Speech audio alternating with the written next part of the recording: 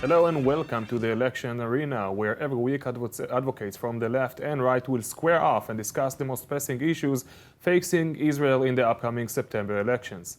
I'm Ziv Maor, chairman of Israel's Media Watch. With me today is Nati Effet, political commentator for the Times of Israel. And let's get started.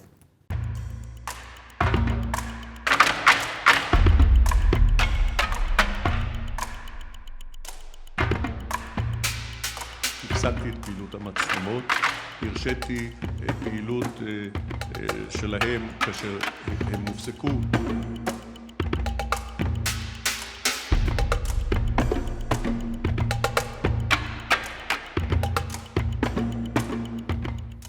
So, one of the conflicts that basically trumbles Israel's quite silent election system right now is whether or not the various parties will be allowed to put cameras in the voting station throughout Israel. So there are suspicions that came out both from the late April elections that we just had and from the one previous that in several sectors, specifically the Arab sector in northern Israel, there are issues of election fraud. And to protect from those election fraud, the Likud put cameras within the election stations, voting station throughout this specific sector, and against that there was an appeal to the election committee, and the election committee have just decided to shove the cameras and not allow for them to be held. What's your take on this? I read the decision by Judge Meltzer yesterday, and it is a very complicated judicial issue. Because the law of the election law and the election regulations are very specified about how the elections are being held. And in that case, you cannot add to the law things by your own decision. And that's the main reason he didn't allow it at this election. He did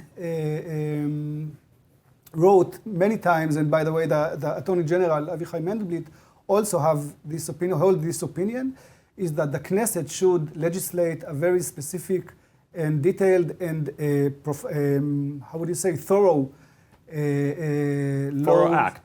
act about the camera issues.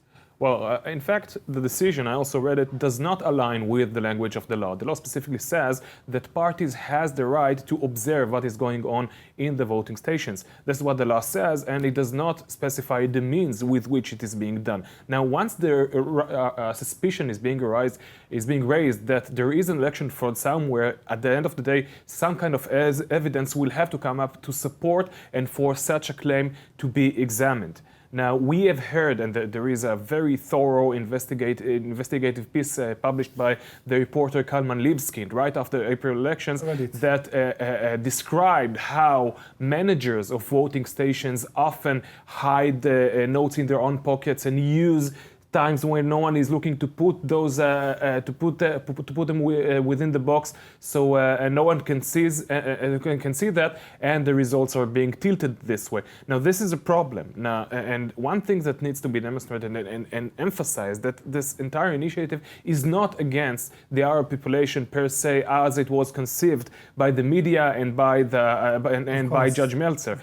If the Likud would have been granted this their request, which is legitimate by law, every party could have done it everywhere. And when, for instance, Avigdor Lieberman threatened, so to speak, to put the same thing on Haredi voting stations or on voting stations that are located in Haredi regions, it would have been the same. It would have been in the same legal... Again, the representatives of the parties in the ballot boxes in the elections have a dual essence. Their role has a dual essence, which means they are partly public civilians.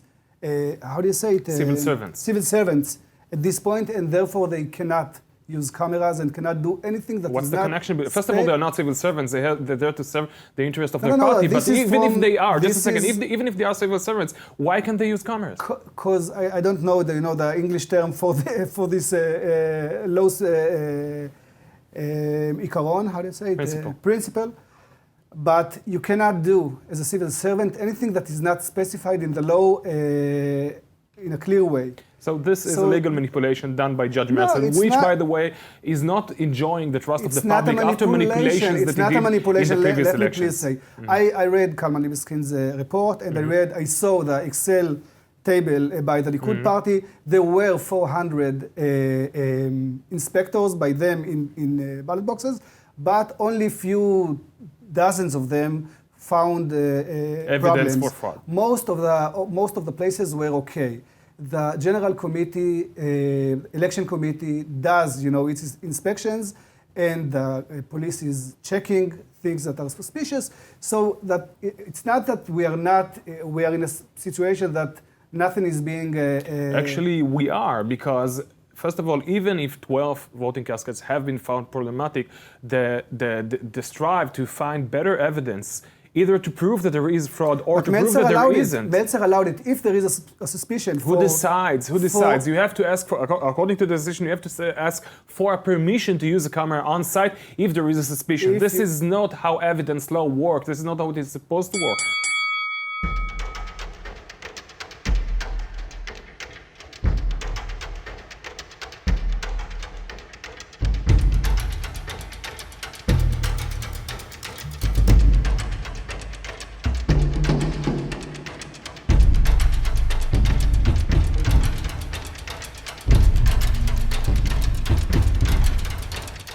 So let's heat things up. So as many people know, in Israel there is a very large sector, a very large minority called the Haredi people. They have their own habits, they have their own religious beliefs, which is basically the Jewish beliefs, but they practice it more harshly. And now one of the things that they often do is when they have cultural events, they like to separate between the genders. Now let me ask you, Nati, as a peace activist, as a leftist activist, what do you want from the lives of the Haredi? Why do you need to intervene in the way that they hold their own cultural events? It's not me that want to intervene, it's Benjamin Netanyahu's government who in 2013 had decided to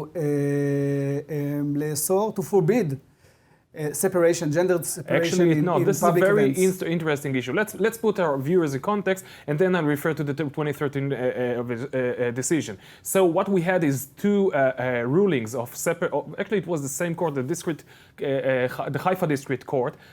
Two separate judges have decided against two shows of singers, one in Afula, a northern city, another one in Haifa itself.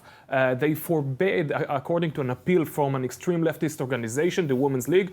Extreme, feminist. Actually, it is extreme. According to the things that they said themselves in the hearings in court, that they would allow or would legitimize or would not appeal against cultural events for women only, but only if men and women are allowed, but in separate areas of the audience. This is subject to appeal. This is an extreme organization that is completely detached from the Israeli discourse in general. Now, this is the context. As for the 2013 decision that you've made, this is a very interesting issue, because in 2011, 2 years before that, came out the general attorney of the time, Yehuda Weinstein, and one of his assistants, Dina Zilber, have decided they want to tackle this issue, want to attack this issue of separation of genders. Now, there is no law in Israel about it, non-existent. But the government not has a single decided. law. I will come to it. Not They a single could law reject. that has, not a single law that went through the democratic process of legislation through the Knesset. No one thought now, it's a the possibility. 2013 decision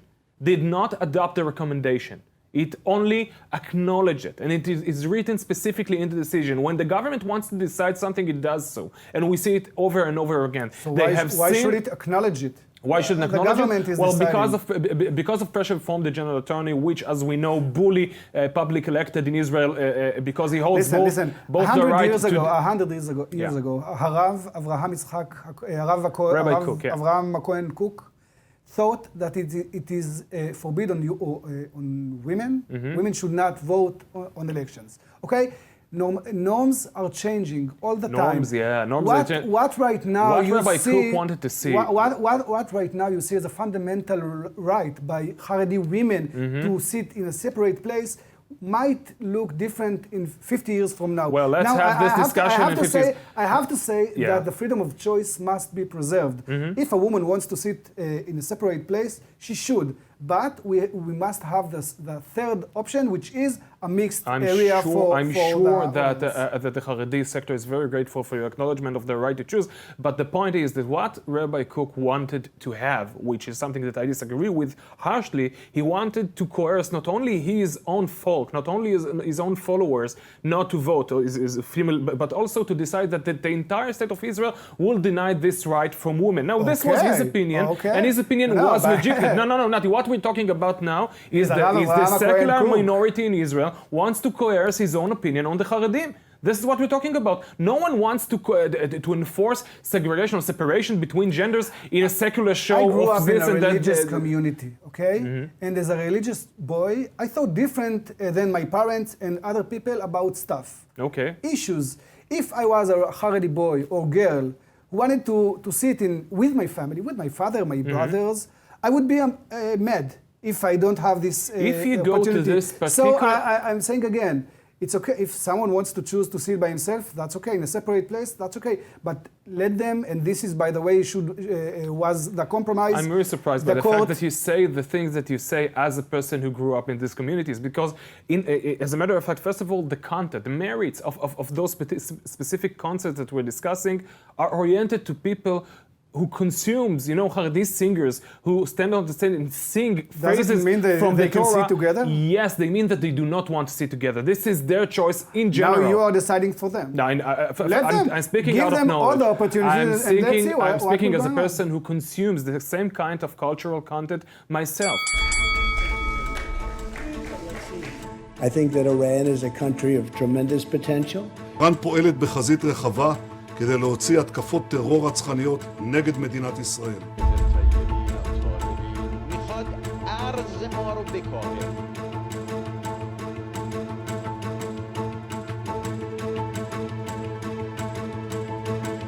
I said, I don't want to meet right now, but it's truly going to be time to meet with Iran, and it's going to be a great thing for Iran. They have a great potential. So also in the relations between the United States and Iran, there was quite a ride in the past 24 hours that ended or still is ongoing in the very past hour. We have heard in this last 24 hours that President Trump is referring to the possibility of him meeting with Rouhani and with representative of the Iranian government. And on the other hand, Rouhani tweets in his own account saying there is no way this is going to happen unless the United States goes back to the 2015 Iran deal. What's your view on the issue? No, in general, I am always in favor of peaceful solutions to problems. So I think it's a good idea. And by the way, personally, I was also in favor of and supporting the nuclear deal with Iran. I thought it's a good thing that we'll have 10 years of peace and quiet, and then we'll see what next. Because right now, we lost this peace and quiet, and we see what is going on in our northern area. And you think that what's going on currently in North Israel is a result of the United States stepping off the Iran deal? I'm not sure it's a direct result. I'm sure it is not. Now, the thing is, the problem with the Iran deal, and I actually had the chance to actually read the JCPOA and to look into its bits and bytes, it's not its text. It's a great text. And if it was signed with a party that can be counted on, then it would have been a great contract. But the point is that the other side, Iran, the very reason for which they want to have a nuclear bomb is the very reason for which they cannot be trusted when they sign an agreement with. That's the exact point. So there is no worth to any piece of paper that you sign. Now, as long as the United States obliges itself to such a contract, then our hands as an ally of the United States and the hands of the United States itself as our ally to protect us from the possibility. Didn't they kept the deal, the Iranians, until first of all, President Trump canceled? Yes, but there were no effective. First, let's talk about after Trump retreated from the agreement. There was excavations, there was findings that they did not keep the deal while the United States was still in it. There are findings about it and there are testimonials about it. But this is not the point because we're talking about a 10 years delay. Okay, so we're talking about the time frame that would have taken, the time that would take them to develop their own nuclear deal, and we're supposedly halted. But the point is, they still have the right to maintain facilities for other nuclear ends, not a nuclear bomb during this time. At the moment, the 10 years would have been done. If they would have decided to keep the agreement, which is something that we have great doubts for, at the moment that this period would be done, they could have been go and produce a nuclear bomb within a matter of months. This is as to the Iran deal. And the question is right now, what do we get from the fact that Rouhani plays hard to get with the world's leading superpower, with the United States? Now, I see Trump's willingness to meet with Rouhani as a sign of power on his own behalf. He does sign not, of power? as a sign of power, definitely. He does not care about meeting anyone. He met with Kim Il-sung as well. He met with Kim Jong-un. Kim Il-sung was a grandfather. He met with Kim Jong-un. He met with. He's meeting with China during the sanctions He's going to have a deal with China too. It looks like no. Actually. So I think Trump has recognized that the American public doesn't want to be part of a military conflict here in the Middle East again. And he understands that the best way to achieve an advancement is by No. What you're doing, diplomacy. You're pouring in. And we know that he is very caprice. He has caprice. So, we might find his opinion about Iran tilting to the other side like he did with North Korea. And I'm not sure he's such a good friend of Israel. He's not someone you can trust and you can lean on in the long term. And this is something that at least top, in the medium run, we can see that he is the best friend that Israel has ever had in the White House. But specific on the Iran, I can agree with you. We can all agree that the American people does not want any further involvement or military involvement in the Middle East. This is in the consensus. But what you're saying, presuming on Trump's behalf, that what he's saying that the diplomacy situation is the best one, you're basically pouring in your own agenda to his non-existing words.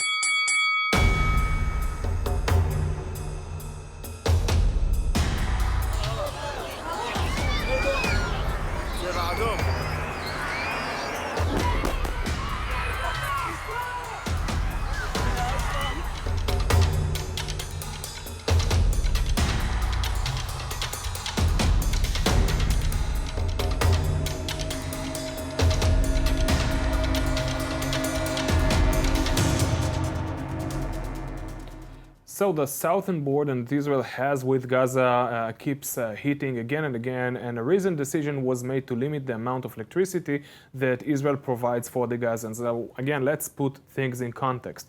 The Gazans have a huge 2 billion shekels, about $500 million debt to Israel because they are consuming electricity that we generate and does not 1.2 pay billion. for 1.2 billion, and part of it is not real debt. Okay, so it's $300 million. million.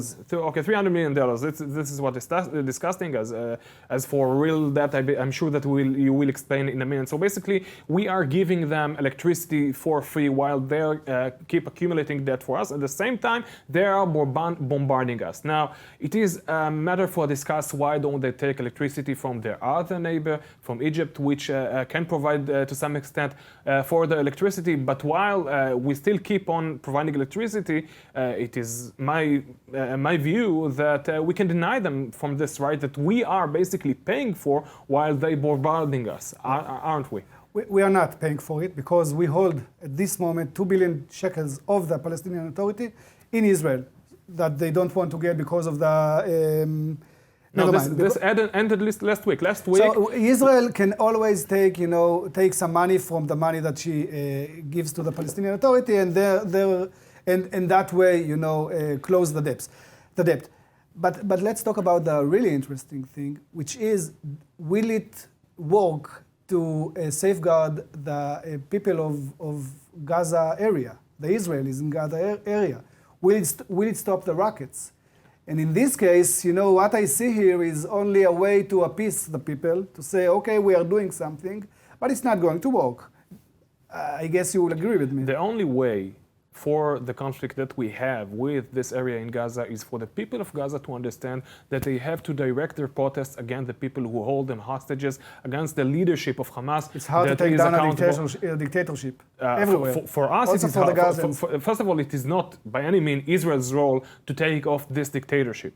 But there is no doubt that once the Gazan people will acknowledge their accountability and responsibility to what comes out of their own territory, without a doubt, they will go against them. I'm interested in the safety of the Israeli I'm also civilians interested in with the area. I'm So interested in the same thing. Would it help What them? I'm saying, I'm interested in the same thing. There is no doubt that Israel's interest, Israel's only cause, should be protecting its own civilians. Now, ignoring what's going on there, or pouring more resources on the Gazan people, acknowledging the fake humanitarian issues that they have there, while while Qatar keeps giving them cash money through the Israeli borders. Now, giving them more resources. Israel is enabling it. Israel is enabling Benjamin them. Netanyahu is I'm very enabling it. critical of Netanyahu's government for enabling it. Put this aside. The fact is, this money is going in instead of purchasing medicine, instead of developing this area which so hardly needs some development. This money goes into bribery. This money goes into weapons. This money goes Hamas into regime? shelling Israel.